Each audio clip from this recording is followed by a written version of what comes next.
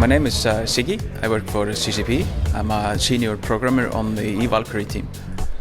What new content are you introducing at this year's FanFest? So at FanFest this year we're showing a new build of the game, which is the first one based on the Unreal 4 engine, and it's the first peek into that direction. How was the transition from last year's version of the Oculus Rift to the recent DK2? It was great. The hardware has improved a lot in this single year, and it's really amazing how things have progressed. As far as supporting it on our side, it was really easy because the Oculus guys make an excellent SDK, and on our end was pretty painless and good. What was the motivation to move to an Unreal Engine versus what the last year's build was? Last year's build was built on Unity.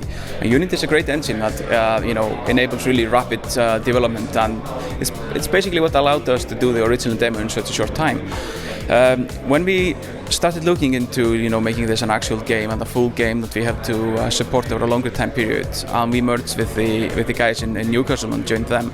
They have a lot of experience there in using Unreal, and they have been it's industry veterans guys that have been in studios like Midway and other studios before, and they have a lot of Unreal experience. I believe one of them even has like 16 years or something. So it was mostly about leveraging all that expertise and joining up with them.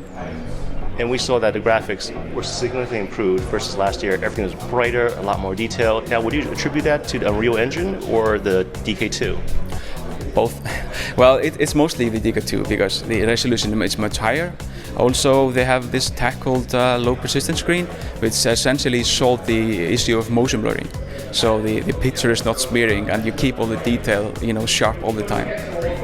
And I understand that the DK2, there's also a camera being used with it, and CCP has one of the few units out there in this world. Can you elaborate more on that? Sure. The camera is used for what's called positional tracking.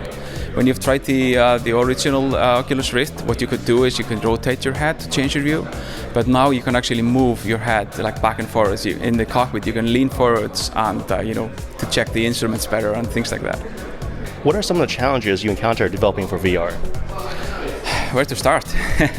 There's a lot of challenges, especially because virtual reality game design is still a new field, and there's a lot of things we have to experiment just to see what works and what doesn't.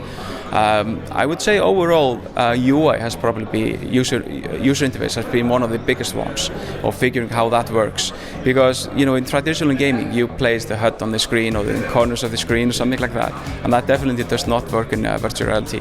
You have to make the user experience a part of the world around you, like instruments in the cockpit of the fighter plane, not something just floating in front of your face.